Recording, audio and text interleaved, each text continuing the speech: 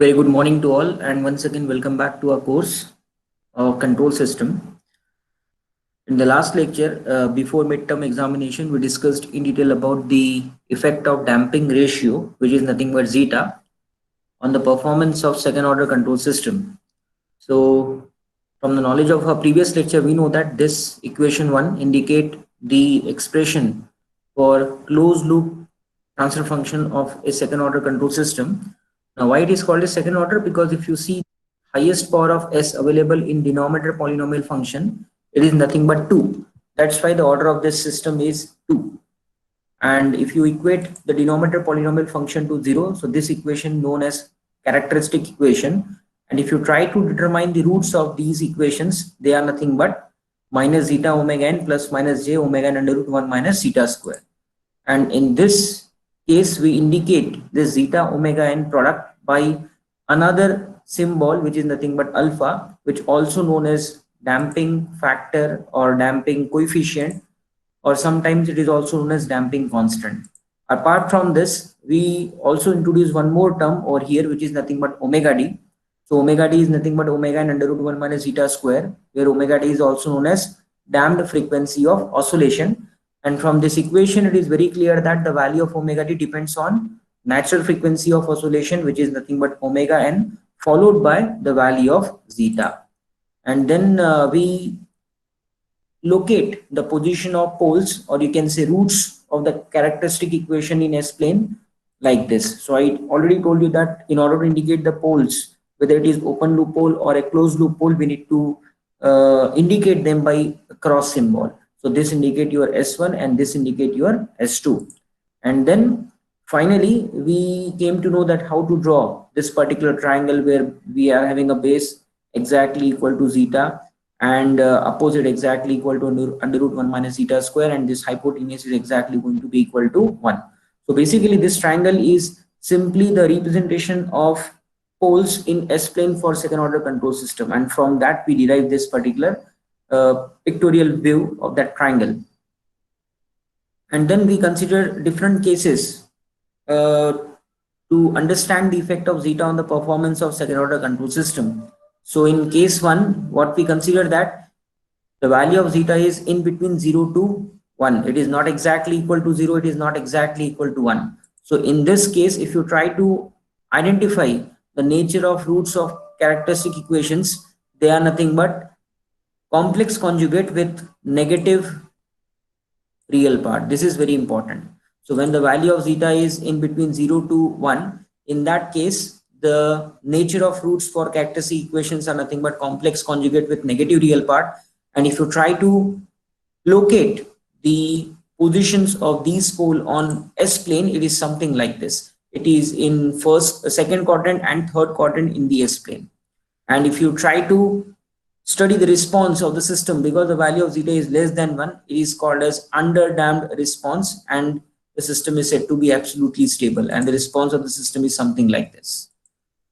Then in case number 2, we consider that the value of zeta is exactly equal to 1. So if you put zeta exactly equal to 1 in this expression, we will come to know that the roots of the characteristic equations are nothing but real, negative, and equal. So both the poles are available at the same location. With respect to imaginary axis, they are again available on left hand side.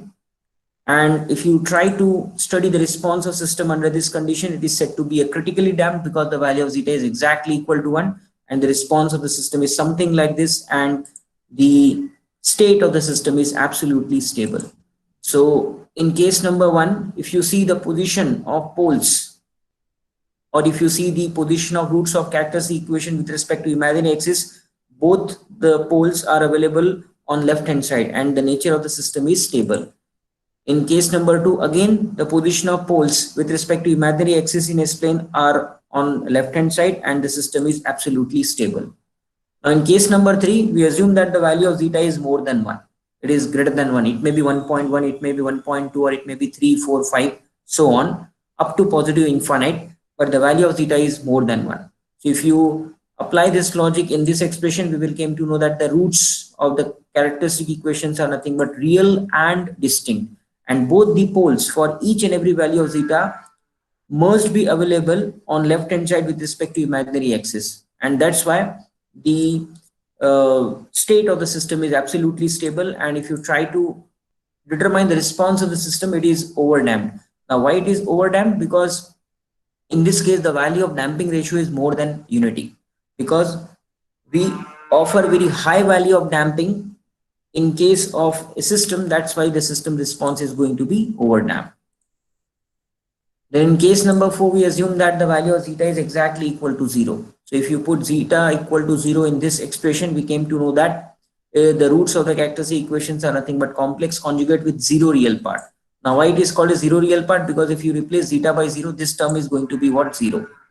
And that is the reason we have complex conjugate with 0 real part.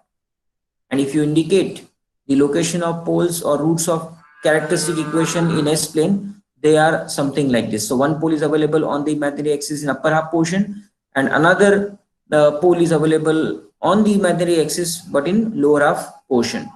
And because in this case the value of zeta is exactly equal to 0, that means we do not have any damping ratio in the system. That's why the response of the system is said to be undamped. And if you try to obtain the response, or you can say variation of response with respect to time, it is something like this. So it has oscillatory in nature with a constant magnitude. It is not going to increase or it is not going to reduce further.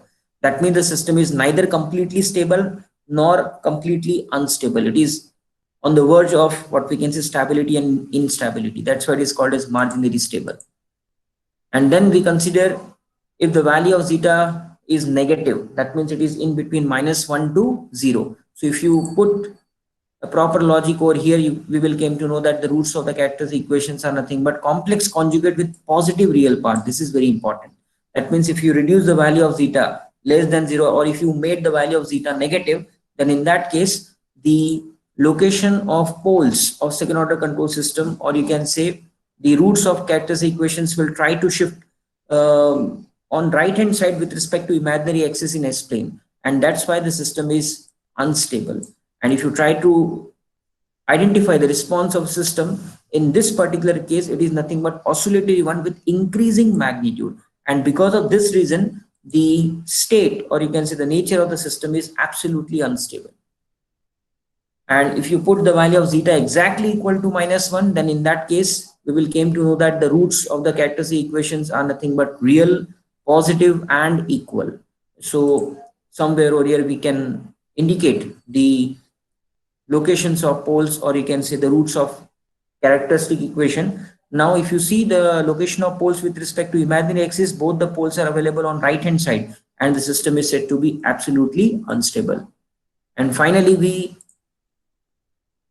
conclude that if the positions of pole, or you can say if the positions of roots of characteristic equations are on left hand side of imaginary axis in S plane, the system is said to be stable. For example, in case number 1, if you put the value of zeta from 0 to 1, we can have a pair of complex conjugate with negative real part. So we can have the location of poles in second quadrant and third quadrant. So with respect to imaginary axis, both the poles are on left hand side. In case number 2, if you put the value of zeta exactly equal to 1, we can have the position of poles on the same, what we can say, point with negative real part. There will be no imaginary part. And in case number 3, if you increase the value of zeta more than 1, it may be 2, 3, up to infinite, positive infinite. In that case, again, if you see, for each value of zeta, the position of poles or the roots of characteristic equations must lie on left hand side with respect to imaginary axis. So in case number 1, case number 2 and case number 3, all the systems are said to be stable because the position of poles are on left hand side with respect to imaginary axis. But if you see case number 4, in this case we put the value of zeta exactly equal to 0, and in this case if you try to identify the location of poles, one pole is available on the imaginary axis in upper half portion and second one is available on the imaginary axis in lower half portion. So the system is said to be marginally stable. And in case number 5 and case number 6, if you made the value of zeta negative, it may be 0 to -1 or it may be exactly equal to -1, then in both the cases the value of system is absolutely unstable. तो कहने का मतलब है कि आप system का nature जो है वो आइडेंटिफाई कर सकते हैं simply by studying the location of poles of that particular system in S plane. अगर सभी के सभी pole with respect to imaginary axis left hand side में लाई कर रहे हैं तो आपका सिस्टम एब्सोल्युटली स्टेबल रहेगा, लाइक केस 1 2 3। अगर आपके जो आपके लोकेशन से पोल के वो इमेजिनरी एक्सिस पे लाई कर रहे हैं, once again I want to clear that there will be a location of poles on imaginary axis but they are not repetitive in nature। मतलब एक पोल यहाँ अवेलेबल है तो दूसरा पोल यहाँ अवेलेबल है, then in that case the system is said to be marginally stable, not exactly unstable, not exactly stable। But if you identify that the positions of pole on the S plane will be on right hand side with respect to imaginary axis, like case number 5 and case number 6, the system is said to be exactly unstable। This is very important। And then we indicate the response of each cases, like in case number 1 we have this response like this, and because the value of zeta is less than 1 we can have more oscillations with increasing what we can say peak overshoot, and finally it is going to reduce as we are approaching towards the final value। Because the system is stable, definitely at time t equals to infinite the value of steady state error is going to be 0। Now if you put zeta exactly equal to 1, the response system is something like this, and if you increase the value of zeta more than 1, again the system is said to be absolutely stable but the response is slightly sluggish। This is very important। And this was the picture which we got while if you perform this particular experiment on Scilab, that how to identify or how to obtain the response of second order control system for different value of zeta, you will get this as an output। So when you put the value of zeta exactly equal to 0.1, the response is something like this, and if you put zeta exactly equal to 0.2, it is something like this, and if you put zeta equal to 1, the response is under critical condition, and if you still increase the value of zeta, the response of the system is slightly sluggish। That means we are increasing the value of time constant। So this is the topic we discussed before midterm examination। बरोबर है, इतना ही पढ़ा था ना? Yes sir। Okay, so in today's session we are going to study the effect of change in damping ratio, which we already discussed in the last lecture, then damping factor indicated by symbol alpha, natural frequency of oscillation omega n, and damped frequency of oscillation omega d on the location of poles of control system। For example, in the last lecture we discussed that if you change the value of damping ratio, that means this, if you change the value of zeta, we are in a position to identify what will be the location of poles in S plane। In the same way, now we are trying to identify if you change the value of damping factor, which is nothing but alpha, or if you change the value of natural frequency of oscillation, which is nothing but omega n, or omega d, which is nothing but damped frequency of oscillation, then what will be the effect of these, what we can say, factor on the positions of poles of control system in S plane? So let us study them one by one, and this topic is very important as far as GATE or IAS exams are concerned। For each case you may have 1 or 2 theoretical questions or numerical questions on it। So first of all, in order to understand the effect of alpha, omega d, omega n on the position of poles of control system, we know that the denominator polynomial function of second order control system is like this: s square plus twice zeta omega ns plus omega n square, which is exactly equal to 0। And if you try to find out the roots for this equation, which is also known as characteristic equation, we will get something like this। So s1 or s2 is exactly equal to minus zeta omega n plus minus j omega n under root 1 minus zeta square। Now in this expression, this particular factor, which is nothing but a multiplication of zeta and omega n, is known as alpha, and this entire term, which is nothing but omega n into under root 1 minus zeta square, is known as omega d। So if you apply that logic, we can have the representations of poles or the roots of characteristic equations like this. So minus alpha plus minus j omega d. Now from this it is very clear that the location of poles, or you can say the roots of characteristic equation, depends on the value of alpha. It depends upon the value of omega d, and it also depends upon the value of omega n. That means if you change the value of alpha, corresponding to change in value of alpha, the position of S1, S2 also going to change in S plane. In the same way, if you change the value of omega n, obvious है आपका S1, S2 का जो location है S plane में वो भी change होगा. In the same way, if you change the value of omega n and zeta simultaneously, corresponding to change in value of omega d, तो automatically आपका S1 और S2 का जो location है in S plane वो भी क्या होगा, change होगा. और वही हमें study करना है कि अगर मैंने alpha change किया तो location of poles कैसे change होंगे. In the same way, अगर मैंने ओमेगा डी चेंज किया या फिर ओमेगा एन चेंज किया तो किस तरीके से आपके लोकेशन ऑफ पोल्स चेंज होंगे. So I want you to please rewrite this terms, because we already know that in case of second order control system, this indicate your characteristic equation and the roots are indicated by this particular equation. So once again, I want you to please note down this, and then we will study one by one what is the effect of zeta on the location of poles. Already we discussed this in detail कि अगर आपने zeta को change of तो location of poles कैसे change होंगे control system के. तो एक बार वो दोबारा से डिस्कस करेंगे in only one case, and then we will study if you change the value of alpha तो लोकेशन ऑफ पोल्स कैसे चेंज होंगे, अगर ओमेगा एन चेंज किया तो लोकेशन ऑफ पोल्स कैसे चेंज होंगे, एंड सो ऑन. लिख लिया आप लोगों ने ये?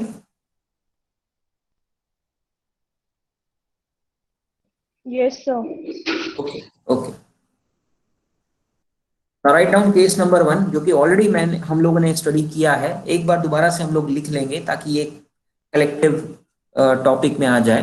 Case 1 is, in this case we assume that the value of omega n is nothing but constant, and we are trying to vary the value of zeta from minus infinity to plus infinity.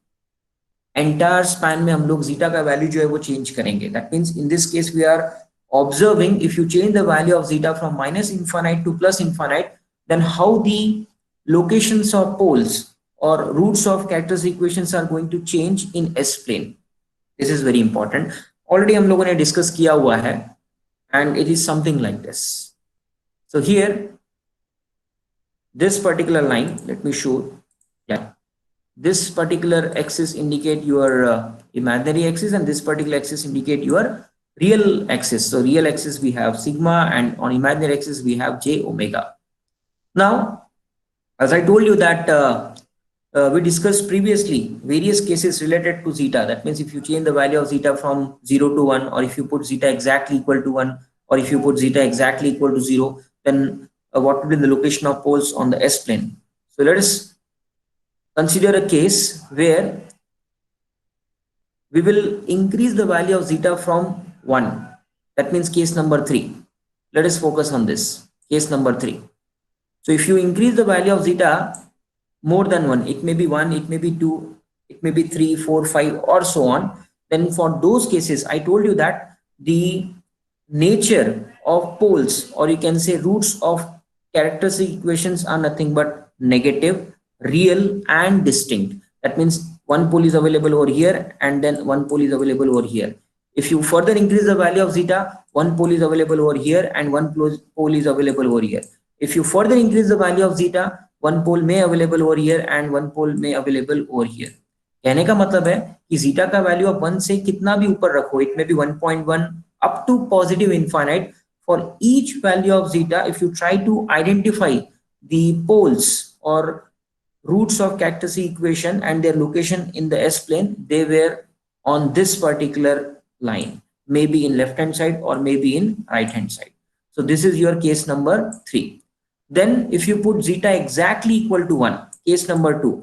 So in that case we came to know that the roots of the characteristic equations are nothing but negative, real, and equal. That means both the poles are available at the same location. So this is your case number 2.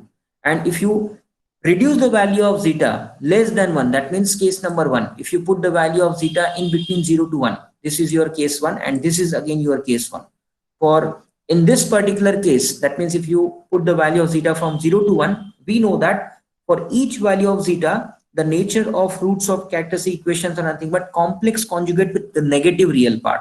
That means for each value of zeta, if you try to identify the location of poles in S-plane, they are available in second quadrant and third quadrant. So one pole is available at here and another pole is available at here. In the same way, if you take another value of zeta in between 0 to 1, and if you try to find out the location of poles corresponding to that particular value of zeta, you may find that one pole is available at here and another pole is available at here. So ये जो span रहेगा आपका यहाँ से लेके यहाँ तक का, let me indicate you this span from this particular value to this particular range, यहाँ से लेके यहाँ तक का जो span रहेगा ये indicate करेगा आपके location of poles of a control system if you vary the value of zeta from 0 to 1. उसके पहले अगर आपने zeta की value exactly equal to 1 put किया तो this particular point indicate the location of pole. और उसके पहले अगर आपने zeta का value बढ़ाया more than 1, maybe from 1.1 to positive infinite, then this particular span indicate the location of poles on S plane corresponding to that particular value of zeta. That means plus infinity से लेकर के अगर आप zeta का value जो है 0 या 0 के थोड़ा ऊपर तक रखोगे तो आपका जो लोकेशन ऑफ पोल है वो इस तरीके से वैरी होगा, ये particular span. This is very important. Are you getting my point? Yes sir. तो कहने का मतलब है कि अगर आपने जीटा का वैल्यू कितना भी बड़ा रखा, प्रैक्टिकली अगर आप देखोगे तो it is not possible to put the value of zeta as positive infinite. Positive infinite का मतलब है हाईएस्ट पॉसिबल वैल्यू जो कि आप प्रैक्टिकली इंप्लीमेंट कर सकते हैं.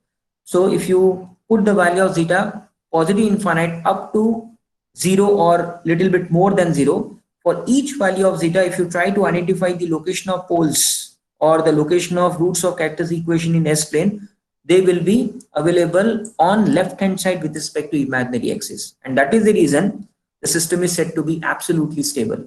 अगर आपने zeta का वैल्यू प्लस इनफाइनाइट से लेकर के 0 तक या 0 के पहले तक कुछ भी वैल्यू रखा तो for each and every value of zeta, if you try to find out the location of poles, they are always with respect to imaginary axis available on left hand side. This is very important.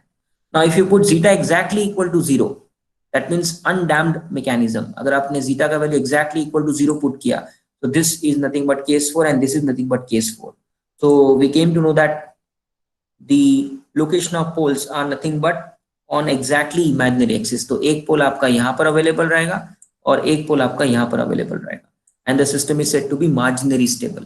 और फिर इसके बाद अगर आपने zeta का value negative domain में ले गए, for example if you put the value of zeta in this range from 0 to -1, that means it is less than 0 but it is more than -1. सो ये जो स्पैन रहेगा आपका, this indicate that particular range. That means if you put the value of zeta from 0 to -1 and if you try to calculate the value of location of poles corresponding to each value of zeta in this particular span, you came to know that the poles are available in first quadrant and they are available in fourth quadrant. This is very important. Now if you put exactly zeta equals to -1, तो यहाँ पर आपको दिखेगा कि the poles are nothing but your positive real part and both are available at the same location like this. And if you increase the value of zeta more than what we can say -1, or if you reduce the value of zeta less than -1, say -2, -3, -4 up to positive minus what we can say infinite, the locations of poles are either on this particular side or they are available on this particular side.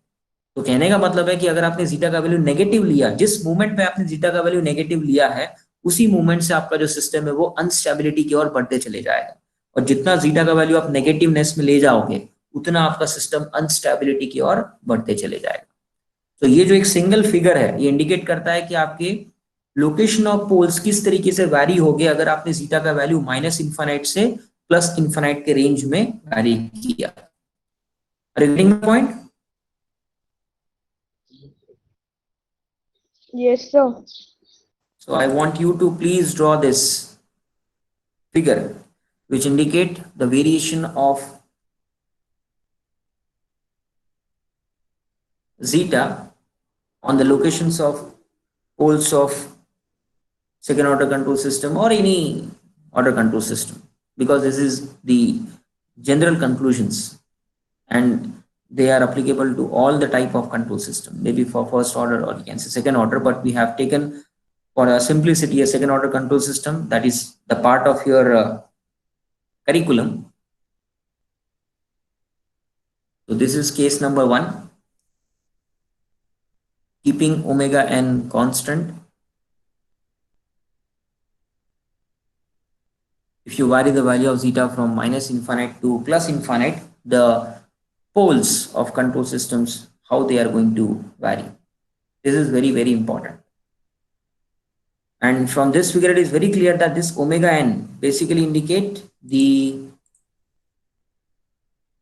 position of your pole with respect to origin. For example, this is nothing but the origin, and suppose if the pole is available at this particular location, so what will be the distance of location of pole with respect to origin? That is indicated by symbol omega n.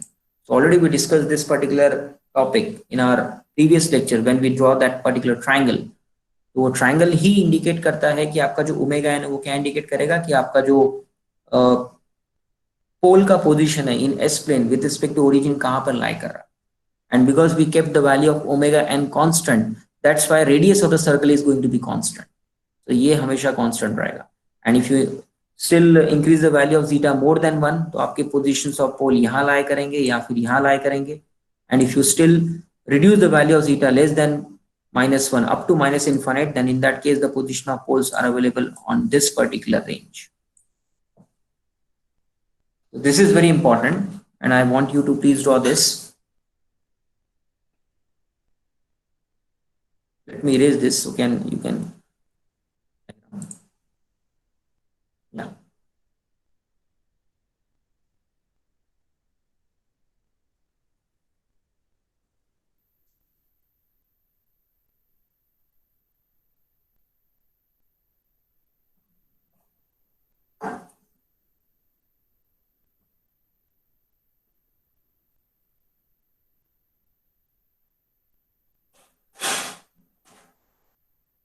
Diagram हो गया.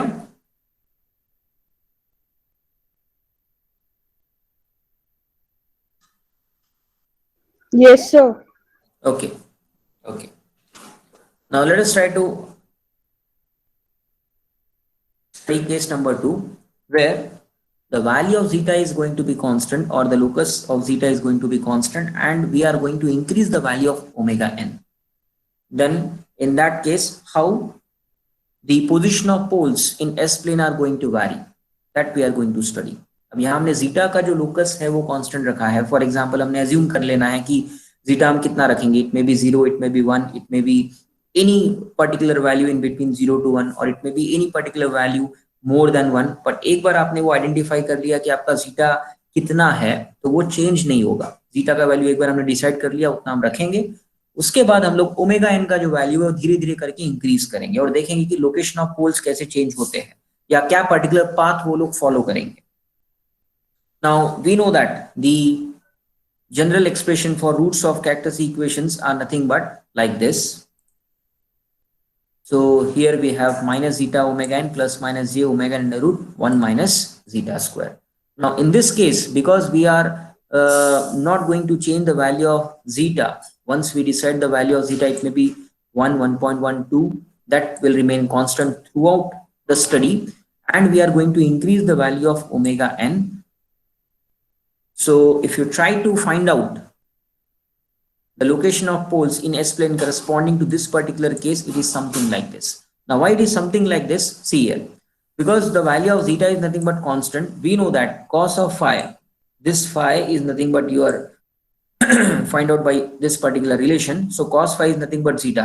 Because the value of zeta is nothing but constant, corresponding to that particular value of zeta, we can easily find out the value of phi, and that will remain constant because we are not going to change the value of zeta. So ये phi आपका क्या रहेगा? Constant रहेगा. And I told you that this omega n indicate the location of poles in S plane with respect to your origin. For example, if you put the value of omega n, say 1 radian per second, and corresponding to the value of omega n as 1 radian per second, we got the location of poles in S plane at this particular point. For example, this is say S1 and this is say S2. In the same way, if you increase the value of what we can say omega n from 1 to 2, अगर आपने 1 से इसको 2 पे put कर दिया, so as I told you that this particular distance indicate your omega n. Because omega n is nothing but what? Location of pole in S plane with respect to your origin. तो ये जो span रहेगा ये आपका क्या है, omega N है। अब ओमेगा एन आपने 1 पुट किया तो आपके पास में एक पोल यहाँ अवेलेबल है और दूसरा पोल यहाँ अवेलेबल है। अब अगर मान लो आपने ओमेगा एन का वैल्यू इंक्रीज किया, 1 से लेके 2 पे पुट किया, तो इसी पर्टिकुलर ट्रैक पे आपके location of pole with respect to origin slightly move away होना शुरू हो जाएंगे। इसका मतलब अगर आपने ओमेगा एन का वैल्यू 1 की जगह 2 पुट किया, so corresponding to that particular value you may have the location of pole at this location and at this location, but ये जो path है वो change नहीं होने वाला। ये क्यों नहीं change होगा? because the value of zeta is nothing but constant, और zeta अगर constant है तो phi भी constant रहेगा, phi अगर constant है तो ये एंगल और ये एंगल दोनों क्या रहेंगे, constant रहेंगे। कहने का मतलब है कि अगर आपने ओमेगा एन का वैल्यू चेंज किया, इतने पॉसिबल कि आप उसको कम करो, इट में पॉसिबल कि आप उसको बढ़ाओ, तो दोनों ही केसेस में आपका जो लोकेशन ऑफ पोल है विद रिस्पेक्ट टू origin वो शिफ्ट होंगे along this particular path. This is very important. Are you getting my point? Yes, sir. So I want you to please draw this, and this is very important. हाँ, gate में, IES में, competitive exams में question पूछे जाते हैं। आपको ऐसा question आएगा कि अगर आपने सेकेंड ऑर्डर कंट्रोल सिस्टम के केस में जीटा का लोकस कांस्टेंट रखा और अगर ओमेगा एन की वैल्यू इंक्रीज की, तो किस तरीके से आपके जो पोजिशंस ऑफ पोल है सेकेंड ऑर्डर कंट्रोल सिस्टम के वो वैरी होंगे इन एस प्लेन, और आपके पास में 4 या 5 फिगर रहेंगे, तो आपको बेस्ट अप्रोप्रिएट सिलेक्ट करना है। तो this is our second case. If you increase the value of omega N keeping the value of zeta constant, the position of poles are something like this. Because the value of zeta is constant, phi is going to be constant, that means if you increase the value of zeta omega N, the position of poles are varying along this particular line. It is tried to continuously shift away with respect to your origin. So please draw this. So this is case number 2.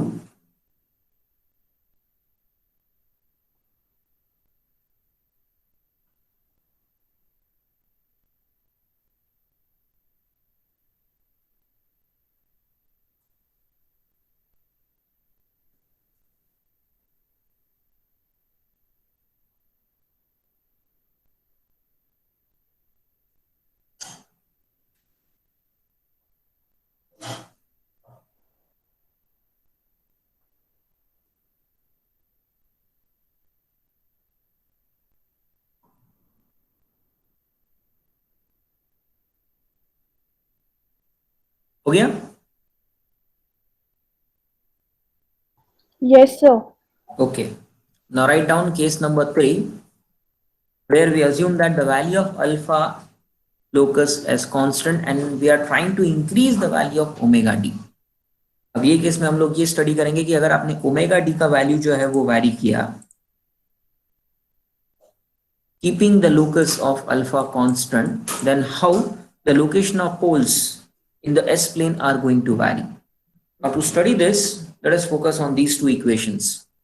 We know that alpha is nothing but zeta into omega n, and omega d is nothing but omega n under root 1 minus zeta square. And now I told you that in this case we are trying to maintain the value of this alpha locus constant. Now from this equation it is very clear that alpha depends on the product of zeta and omega n. कहने का मतलब है कि अगर आपने alpha को constant रखना है तो उसमें 3 केसेस पॉसिबल है। पहला कि आपने जीटा और ओमेगा एन दोनों के वैल्यू कांस्टेंट रखना है, तो ऑटोमेटिकली आपका अल्फा कांस्टेंट हो जाएगा। या फिर अगर आप जीटा को बढ़ाते हो कीपिंग अल्फा कांस्टेंट, तो आपको ओमेगा एन कम करना पड़ेगा। या फिर अगर आप जीटा को कम करते हो तो keeping the value of alpha constant, आपको ओमेगा एन क्या करना पड़ेगा, बढ़ाना पड़ेगा।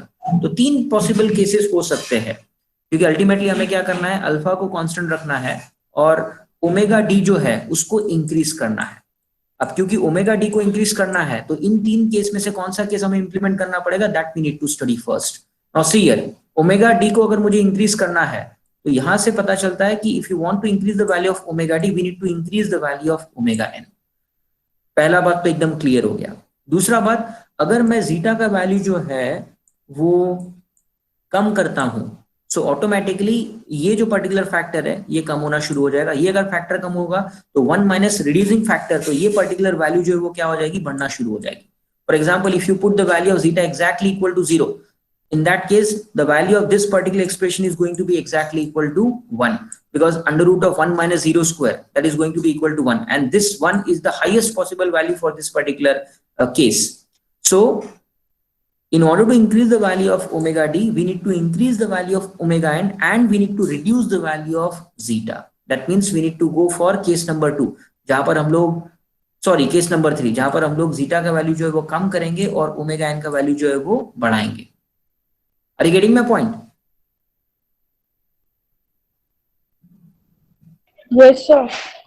ठीक है ना, बहुत सिंपल सा लॉजिक है. आपने क्या करना है, अल्फा का जो वैल्यू है वो कांस्टेंट रखना है. अब अल्फा जो है वो दो फैक्टर पे डिपेंड करता है, एक आपका जीटा है और दूसरा आपका ओमेगा एन है.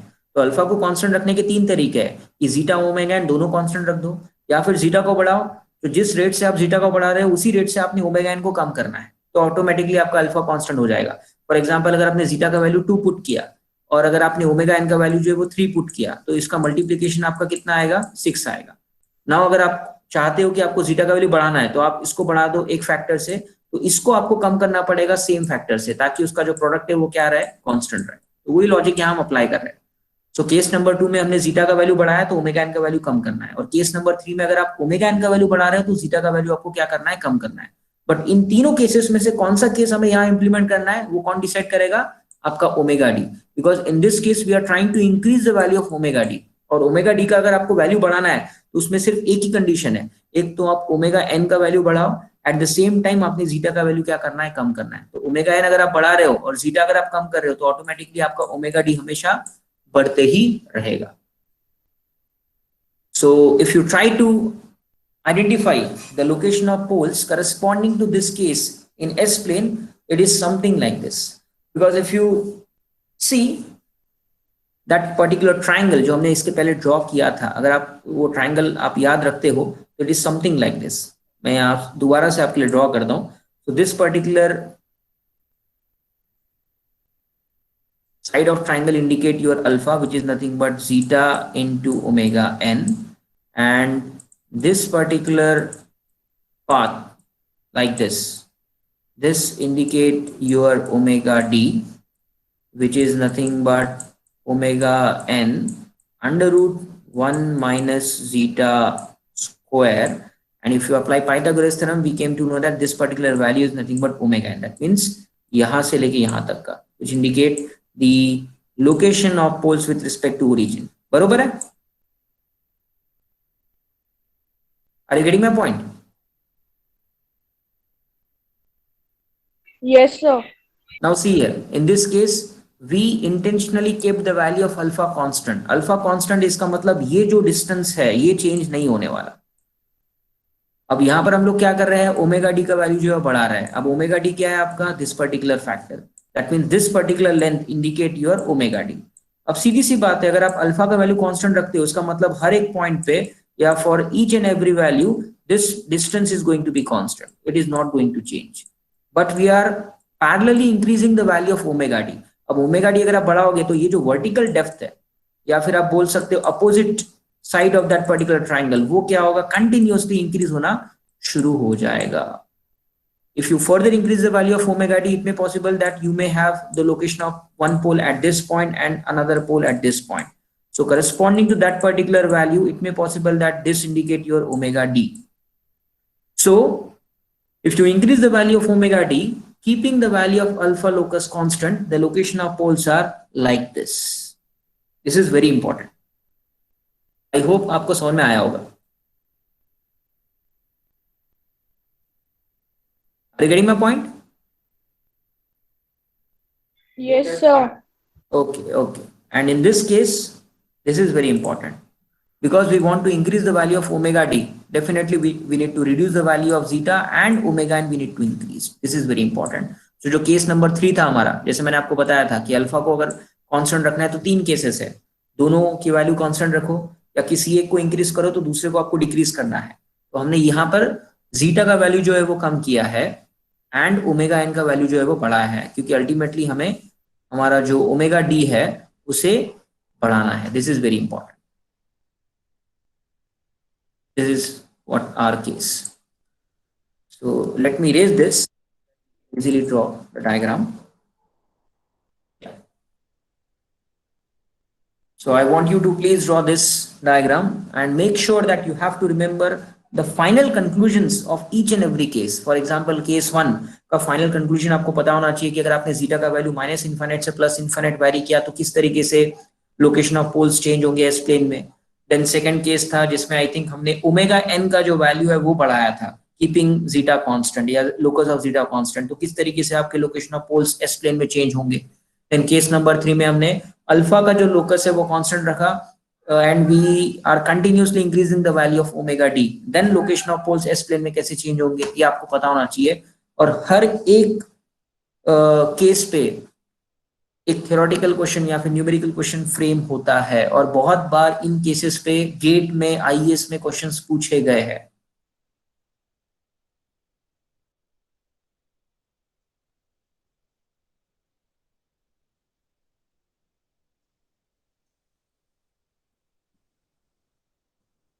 ड्रॉ कर लिया? Yes, sir. Okay. Now let us study last case, which is nothing but case number 4. And in this case, we are going to kept the value of omega d locus constant and we are trying to increase the value of alpha. Now can you just tell me, कोई guess कर पाएगा कि ये case में किस तरीके से आपके पोल्स जो है वो शिफ्ट होंगे एस प्लेन में? Case number 4, we are maintaining the value of omega d locus constant and we are trying to increase the value of alpha. Can anybody guess कि किस तरीके से आपके पोल्स एस प्लेन में vary होंगे या क्या पैटर्न वो फॉलो करेंगे? आप ट्राई करो, देखो कि आपका आंसर मेरे आंसर से मैच होता है क्या. Now in this case we are trying to maintain the value of omega d locus constant. Now see, omega d constant रखना है तो अगेन यहाँ पर 3 केसेस आएंगे कि ओमेगा n और जीटा दोनों कांस्टेंट रख दो तो ऑटोमेटिकली आपका ओमेगा डी कांस्टेंट हो जाएगा. इन द सेम वे आप इसको बढ़ाओ but at the same time आपने इसे भी बढ़ाना है ताकि ये कांस्टेंट रहे, बरोबर है. इन द सेम वे अगर आप इसको कम करते हो तो आपको एट द सेम टाइम शायद इसे भी कम करना पड़ेगा, बिकॉज अगर आपने जीटा का वैल्यू कम किया तो ये 1 हो जाएगा at the max, omega N आपका कांस्टेंट रहेगा तो ओमेगा डी भी आपका कांस्टेंट हो जाएगा. But see here in this case we want to increase the value of alpha. So alpha का वैल्यू अगर आपको इंक्रीज करना है तो आपके पास में एक ही ऑप्शन है, आपको क्या करना पड़ेगा, जीटा और ओमेगा एन का वैल्यू जो है वो बढ़ाना ही पड़ेगा. बिकॉज अगर आपने जीटा का वैल्यू बढ़ाया ओमेगा एन का वैल्यू कम किया तो आपका अल्फा जो है वो कांस्टेंट की तरफ होते चले जाएगा. या फिर अगर आपने जीटा का वैल्यू कम किया और ओमेगा एन का वैल्यू बढ़ाया उस केस में भी आपका अल्फा जो है कांस्टेंट की तरफ जाएगा. आपको अल्फा जो है वो बढ़ाना है और अल्फा को अगर आपको बढ़ाना है तो आपके पास में 3 केसेस हो सकते हैं कि ओमेगा एन कांस्टेंट रखो, इंक्रीज करो जीटा को तो ऑटोमेटिकली आपका अल्फा बढ़ेगा, या फिर जीटा को कांस्टेंट रखो ओमेगा एन को इंक्रीज करो, जो कि हमने ऑलरेडी स्टडी कर लिया है. तो हमारे पास में एक ही ऑप्शन है, हम क्या करेंगे, दोनों को बढ़ाएंगे, जीटा को भी बढ़ाएंगे और ओमेगा एन को भी क्या करेंगे, बढ़ाएंगे. तो ऑटोमेटिकली आपका जो अल्फा है वो क्या होगा, बढ़ते चले जाएगा. सो एनी गेस कि किस तरीके से आपके लोकेशंस रहेंगे एस प्लेन में? ओमेगा डी जो लोकस है वो कांस्टेंट है और आप धीरे धीरे करके अल्फा की वैल्यू जो है बढ़ा रहे हो. तो किस तरीके से आपके पोल्स लाई करेंगे एस प्लेन में या फिर क्या पैटर्न वो फॉलो करेंगे, कौन बताएगा? बहुत सिंपल है, आप ट्राई करके देखो. See, draw imaginary axis and real axis. अब बिकॉज हियर ओमेगा डी जो है वो कांस्टेंट है, ओमेगा डी कांस्टेंट इसका मतलब क्या है कि कोई भी एक रैंडम पोल ले लो in second quadrant and let us try to imagine that triangle जो हमने इसके पहले ड्रॉ किया है. एक ट्रायंगल इमेजिन करो और ये ट्रायंगल के अंदर में this particular value, base of the triangle indicate the value of your alpha and the height of that triangle indicate the value of omega d, which is nothing but damped frequency of oscillation. Now in this case this omega d locus is constant. omega d का locus constant इसका मतलब ये जो value है ये change नहीं होने वाला. ये omega d आपका जो था फर्स्ट केस में हमेशा उतना ही रहेगा. Let me draw another position of pole like this. So the structure is something like this. So यहाँ जो रहेगा this indicate your omega d, which is nothing but damped frequency of oscillation. This is nothing but your omega d. अब omega D आपने change नहीं करना है, आपने क्या चेंज करना है, आपने इंक्रीज करना है अल्फा को. अब अल्फा कहाँ है आपका, this particular point indicate your alpha, ये आपका अल्फा है. For example, let us consider that this is nothing but alpha 1. Now, if you increase the value of alpha 1 from alpha 2, where alpha 2 is more than alpha 1, keeping the value of omega d constant, तो ये हमेशा constant रहेगा, ये हमेशा constant रहेगा. और जैसे ही आप अल्फा का वैल्यू शिफ्ट करोगे तो आपके पोल्स जो है पोजीशन के वो कहाँ शिफ्ट हो जाएंगे, इस पर्टिकुलर डायरेक्शन में शिफ्ट होना शुरू हो जाएंगे. या फिर आप बोल सकते हो अगर आपके पास में कॉम्प्लेक्स कॉन्जुगेट पेयर है, जैसा कि मैंने यहाँ इंडिकेट किया, तो आपके जो पोल्स है उसकी पोजीशंस इस पर्टिकुलर लाइन में शिफ्ट होना शुरू हो जाएंगे. This is very important. Are you getting my point? Yes, sir. ठीक है ना? So if you try to apply that logic, you will get something like this. So this indicates how the poles of a system are going to vary in S-plane if you maintain the value of omega t constant, increasing the value of alpha. This is very important. So from this equation, it is very clear that this indicates your alpha 1, this indicates your alpha 2, where alpha 2 is more than alpha 1, and this indicates your alpha 3, which is again more than alpha 2. But for each case, the value of this omega d is nothing but constant. This is very important. If you have complex conjugate pair, then in that case you will have the shifting of pole like this. But अगर मान लो आपके case में अगर मान लो जो imaginary term है वो absent है, तो वो केस में आपके लोकेशन ऑफ पोल इस तरीके से शिफ्ट होंगे. The thing is that if you increase the value of alpha, the poles will try to shift away with respect to imaginary axis like this. And if you have imaginary term, definitely the value of omega d is nothing but constant. तो ये जो width है वो हमेशा constant ही रहेगा. This is very important. This so that you can easily draw the diagram. Yeah. So this is very important.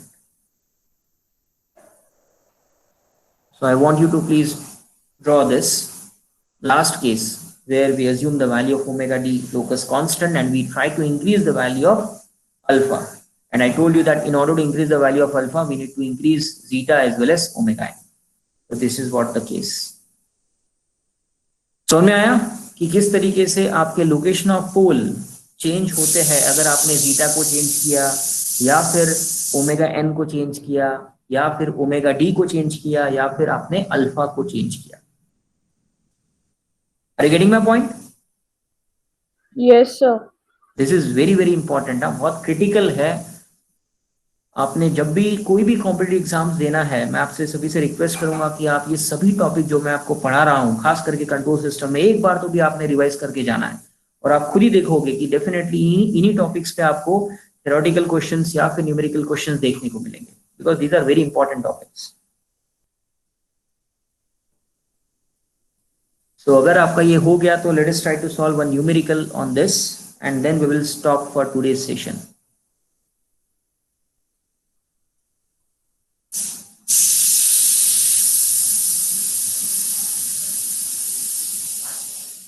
Draw कर लिया आप लोगों ने? Yes, sir. Okay. Now let us try to solve some numerical on this topic. That means how to obtain the time response analysis of a control system. So first numerical is, the statement is something like this: a control system shown in figure 6.10.1. So this is what the block diagram representation for control system. This is known to us and our objective is to determine the transfer function,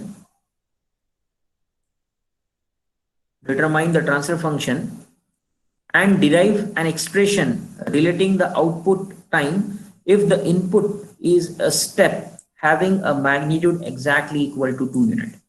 तो यहाँ हमें ना दो चीजें find out करना है. सबसे पहले तो हमारे पास एक कंट्रोल सिस्टम है जिसका ब्लॉक डायग्राम गिवन है, तो सबसे पहले हमें इसका close loop transfer function find out करना है, which is nothing but C of S by R of S, जो कि आप इजीली ऑब्टेन कर सकते हो. The thing is that you need to apply DDRT rule over here. तो आप इसका ट्रांसफर फंक्शन आपने निकालना है और एक बार आपके पास ट्रांसफर फंक्शन आ गया तो उसके बाद हमें क्या करना है, ये सिस्टम का रिस्पॉन्स फाइंड आउट करना है. See here, we need to derive an expression relating the output time. That means we need to find out the response C of t.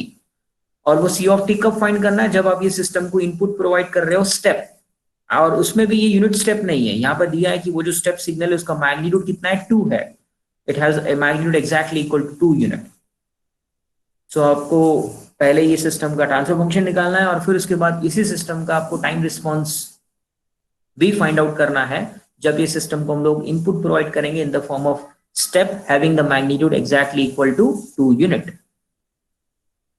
सो शुरू हो जाओ, फिर ट्राई करो। पहले तो आप मुझे बताओ कि इसका ट्रांसफर फंक्शन क्या रहेगा। Apply BDRT rule and tell me what will be the closed loop transfer function corresponding to this particular system. First of all, try to solve this. ये जो लूप आपको दिख रहा है, ये लूप आपने पहले सॉल्व कर लेना है। And tell me whether in this case we need to apply elimination of closed loop for this particular section or simply we can add them. ध्यान से देखो और बताओ कि क्या करना पड़ेगा ये केस के लिए। Elimination of close loop apply करना पड़ेगा या सिंपली इन दोनों ब्लॉक्स को ऐड करना पड़ेगा।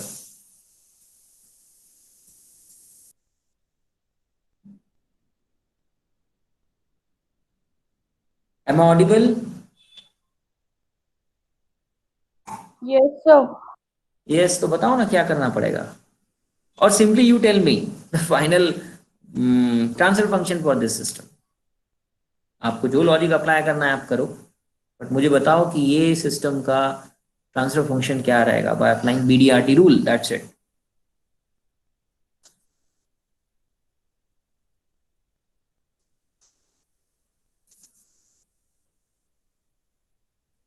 बहुत सिंपल है। अगर आप यहाँ पर ये दो ब्लॉक को देखोगे तो here we need to add them because these two blocks are in parallel combination, they are not in feedback, though they are in feedback. Yes exactly, दोनों सिग्नल का अगर आप नेचर देखोगे तो दोनों के सिग्नल जो है वो एडिटिव नेचर के है। तो फीडबैक पाथ में आपके दो ब्लॉक्स अवेलेबल है जो कि पैरेलल कॉम्बिनेशन में कनेक्टेड है। तो इसको अगर आपको एक सिंगल ब्लॉक में रिप्रेजेंट करना है तो आपका रहेगा S + 1.2 + 0.8 is nothing but S + 2, और फिर उसके बाद में वो एक ब्लॉक यहाँ आ जाएगा जो कि ये पैरेलल कॉम्बिनेशन को रिप्लेस करेगा। और फिर उसके बाद आप ये जो टेक ऑफ पॉइंट है, बिकॉज ये टेक ऑफ पॉइंट आपके कॉमन आउटपुट से लिया गया है, तो आप ये पाथ को स्प्लिट भी कर सकते हैं, एक ऐसा बना सकते हैं और दूसरा एक और अलग से बना सकते हैं, और वो पाथ में आपको एक ब्लॉक ऐड करना पड़ेगा एग्जैक्टली इक्वल टू S + 2। और फिर उसके बाद आपने elimination of close loop apply करना है, पहले ये पर्टिकुलर इसको, और फिर उसके बाद अप्लाई करना है elimination of close loop for this particular. I hope आपको समझ में आ रहा होगा कि मैं क्या बता रहा हूं।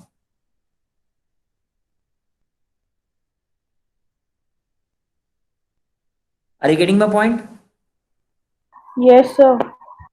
तो ट्राई करो और बताओ मुझे कि फाइनल आपका जो ट्रांसफर फंक्शन है ये पर्टिकुलर एक्सप्रेशन के लिए या फिर ये सिस्टम के लिए कितना रहेगा।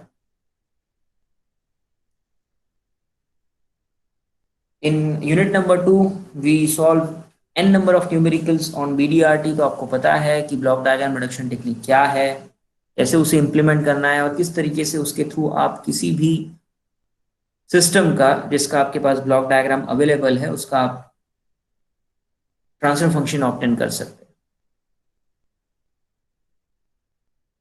So I'm solving this by applying block diagram reduction technique. Modified block diagram is given by, it is something like this, ऐसा कुछ तो भी आपको देखने को मिलेगा। तो यहाँ अगर आप बोलोगे कि ये कैसे आया, तो वो जो क्लोज पाथ है वहां पर मैंने elimination of close loop apply किया G of S upon 1 + G of S into H of S, जहां पर आपका जो G of S है वो रहेगा 4 upon S into S + 4, और यहाँ एक यूनिटी फीडबैक रहेगा तो H of S का वैल्यू एग्जैक्टली इक्वल टू 1 आ जाएगा। आई होप आपको समझ में आ रहा है। Yes, sir. ठीक है ना, तो कोई नया नहीं है, ये आप तो कर पाएंगे। तो ये इस तरीके से स्ट्रक्चर बनेगा, और फिर इसका अगर आपको दोबारा से ओवरऑल ट्रांसफर फंक्शन निकालना है तो आपको यहाँ दोबारा से एक elimination of close loop apply करना पड़ेगा जिसमें this will become your G of S and the value of H of S exactly equal to your S + 2। और ये S + 2 कहाँ से आया, तो मैंने आपको ऑलरेडी बताया कि जो दो ब्लॉक फीडबैक पाथ में अवेलेबल है they are in parallel combination, तो आपको उसको ऐड करना पड़ेगा। So if you apply G of S upon 1 + G of S into H of S, why plus? Because if you see the nature of feedback signal, it is minus. That's why we need to take plus. So if you apply that logic, you will get like this: G of S upon 1 + G of S into H of S, and if you try to solve, you will get the expression like this. So C of S by R of S is nothing but 4 upon S plus 2 into S plus 6. So this indicate your closed loop transfer function for a given control system. Please verify कीजिए कि आपको ये आता है क्या, ये आ रहा है क्या एक्सप्रेशन.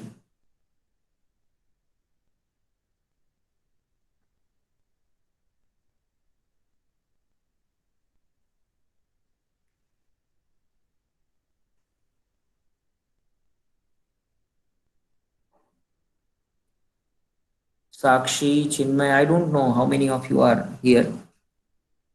Kunal, नेहा, गौरी, और भी बहुत सारे लोग हैं, पंकज है, ईशांत है, सब है. कोई भी एक सॉल्व करो, बताओ मुझे कि ये एक्सप्रेशन आ रहा है क्या.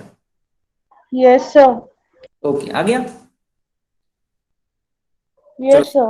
Okay, so this is first part for our numerical. पहले आपको उस पर्टिकुलर जो ब्लॉक डायग्राम है उसका ट्रांसफर फंक्शन ऑब्टेन करना था. तो definitely because the representation of system in blocks, that's why we need to apply block diagram reduction technique. अगर मान लो वो सिग्नल फ्लो ग्राफ में होता, then in that case we need to go for Mason's gain formula.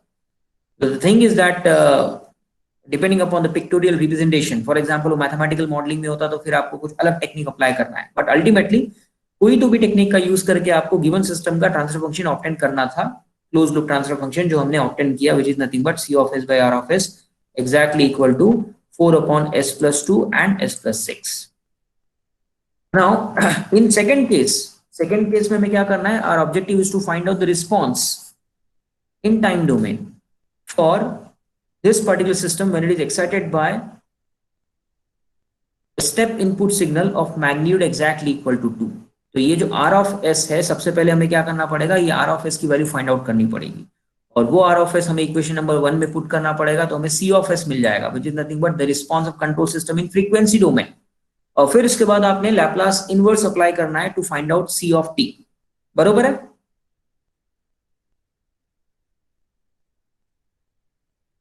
Are you getting my point? Yes, sir. Okay, so वही steps यहाँ apply करना है. See here, because it is a step of magnitude exactly equal to 2, the value of R of t is nothing but 2, and if you apply Laplace you will get R of S as 2 by S. Now this R of S is 2 by S we need to put in this equation. So ये हो जाएगा आपका C of S. So C of S indicate your response of the same system but in frequency domain, जबकि हमें response निकालना है time domain में. So आपको अब करना क्या है, ये जो एक्सप्रेशन आपके पास में अवेलेबल है इसका इनवर्स लैप्लास ट्रांसफॉर्म फाइंड करना है. That's it. अगर वो आप कर पा रहे हो इसका मतलब आप इजीली वो पर्टिकुलर सिस्टम का रिस्पांस फाइंड करोगे इन टाइम डोमेन. अब इसका रिस्पांस अगर आपको निकालना है टाइम डोमेन में तो इनवर्स लैप्लास अप्लाई करना पड़ेगा. बट इनवर्स लैप्लास अप्लाई करने से पहले we need to convert them into standard form which are acceptable by standard formulas of Laplace transform. So what we need to do, we need to apply partial fraction technique on right hand side.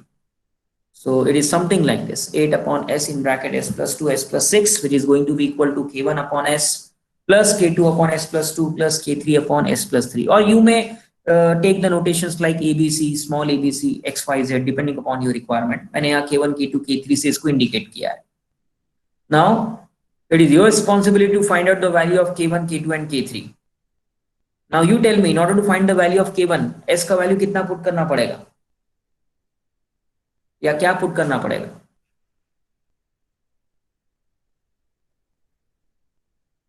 In order to find the value of K1, what we supposed to put the value of S in this expression in equation number 2?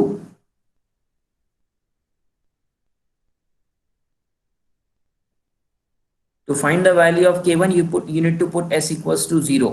The thing is that पहले आपको S in bracket S plus 2 S plus 6 से LHS RHS को multiply करना पड़ेगा. तो ये पूरा का पूरा टर्म यहाँ से कैंसिल हो जाएगा और यहाँ पर K1 के सपोर्ट में आपके पास में ये दो एक्सप्रेशन रहेंगे, S plus 2 and S plus 6. तो ये जो एक्सप्रेशन है वो कुछ इस तरीके से बनेगा, 8 which is exactly equal to K1 in bracket, पहला टर्म रहेगा आपका S plus 2 और दूसरा टर्म रहेगा साथ में S plus 6.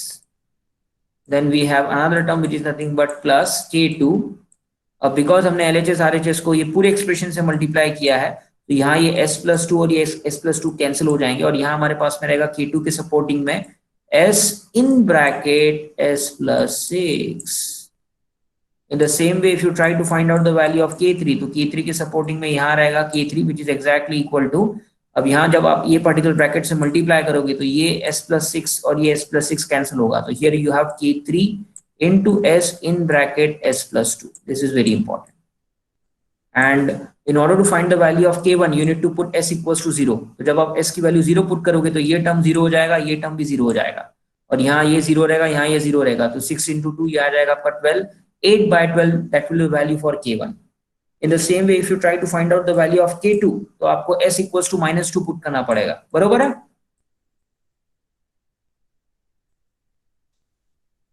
Are you getting my point? Yes, sir. Okay, so if you put s equals to -2 तो ये जो टर्म है ये आपका 0 हो जाएगा, ये भी टर्म आपका 0 हो जाएगा, सिर्फ एक ही टर्म बचेगा विच is nothing but k2.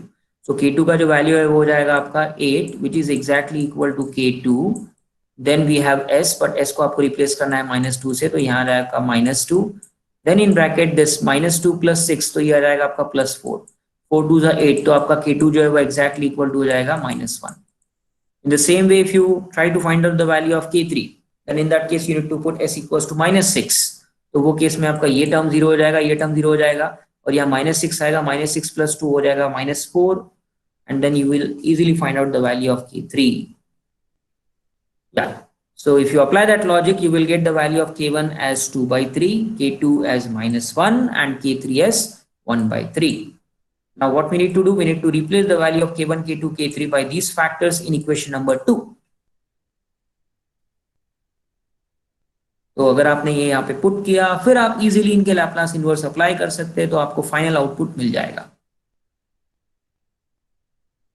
Are you getting my point?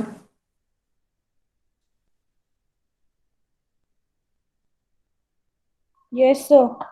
Okay, so put the value of k1, k2, k3 in equation number 2 and let us try to find out the response in time domain. So it is something like this. So here this indicate your k1, this indicate your k2 with negative, and this indicate I think k3. And then if you apply inverse Laplace transform, it is something like this. Now you tell me what will be the expression for c of t. c of t का expression क्या रहेगा? What will be the inverse Laplace for 1/s? ये कितना रहेगा आपका?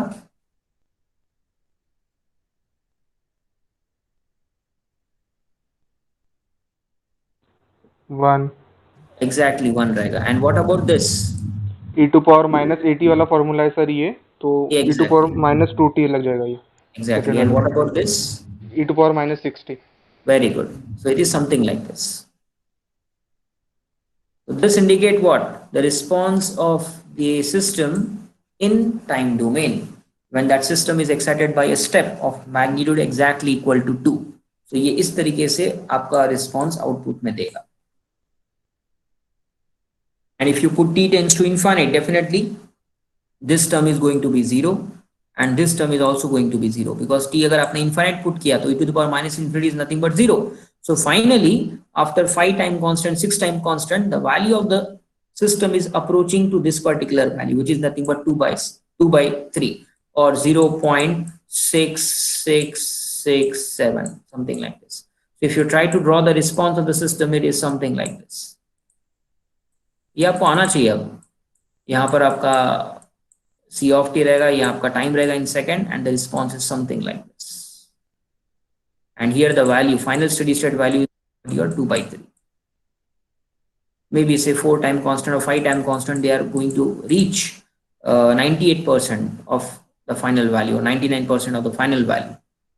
And the system is said to be absolutely stable. Why it is absolutely stable? Because अगर आप इसका steady state value निकालोगे तो वो एक finite value आ रहा है, which is exactly equal to 2/3. तो steady state error at t tends to infinity is definitely going to be 0. समझ में आ रहा है क्या कि किस तरीके से न्यूमेरिकल सॉल्व करना है on this topic?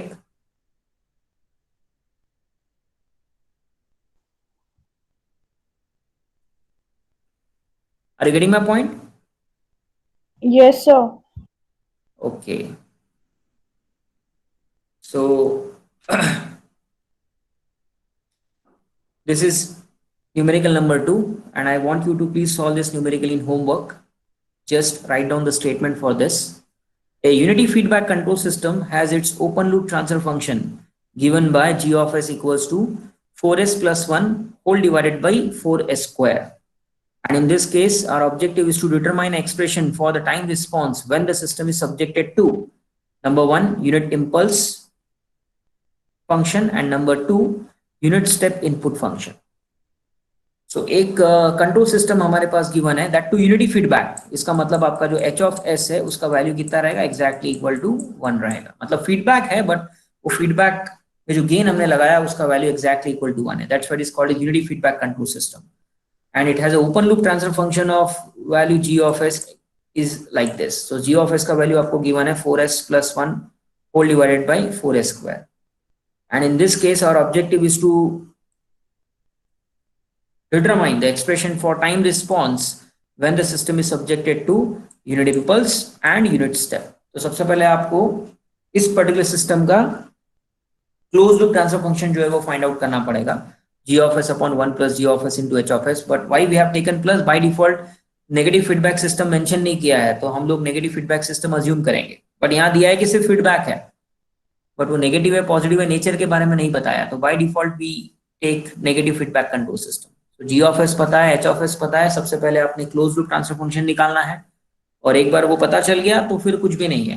For example, in case 1 we have applied unit impulse, then in that case the value of r of s is going to be equal to 1. Then apply that logic, find out c of s, and then apply inverse Laplace, you will get c of t. And for case number 2, here we have provide input unit step. Therefore, the value of r of t is 1 and r of s is going to be 1 by s. Then apply the logic, find out c of s, and then apply inverse Laplace transform, you will get final answer. Solve कर पाएंगे ना?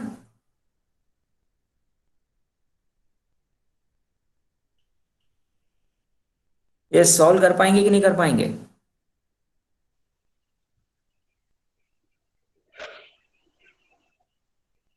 हाँ sir, try तो करेंगे जरूर.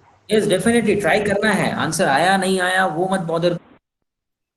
The thing is that आपने try करना है, आपने सॉल्व करना है. जितना आपको आता है उतना आपने ट्राई करना है. कभी कभार आपको अगर इनवर्स लैप्लास नहीं लेते आ रहा है तो आपने मैथमेटिक्स के बुक्स ओपन करना है, उसको रिवाइज करना है कि कहाँ पर या किस तरीके से वो फंक्शन का मैं इनवर्स लैप्लास निकालूं. बट अल्टीमेटली आपने ट्राई करना है. जितना आएगा आपने उतना ट्राई करना है. आंसर गलत हो सही हो उससे हमें अभी फिलहाल की कंडीशन में कोई मतलब नहीं है. जब हम इस पे सॉल्यूशन करेंगे तो डेफिनेटली आपको उसका करेक्ट आंसर पता चल ही जाएगा, और वहां पर आपको पता चलेगा कि आपने गलती कहाँ किया. That is very important. तो पेन पेपर लेना है, आपने ट्राई करना है. आंसर आया नहीं आया उसका आप चिंता छोड़ दो. डेफिनेटली जब हम इसको सॉल्व करेंगे तो आपको एग्जैक्ट आंसर पता चल ही जाएगा, बट प्रैक्टिस करना बहुत इंपॉर्टेंट है. Remember one thing, control system पे 70 to 80% न्यूमेरिकल ही आते हैं, बट वो न्यूमेरिकल आप तब तक नहीं सॉल्व करोगे जब तक आपका उसको थ्योरेटिकल बैकग्राउंड स्ट्रांग नहीं रहेगा. इसलिए आपको थ्योरी के साथ साथ पैरेलली न्यूमेरिकल भी बहुत अच्छे से सॉल्व करना है. So we will stop today at this point. The next lecture we will continue this numerical and we will solve some more numerical on this topic.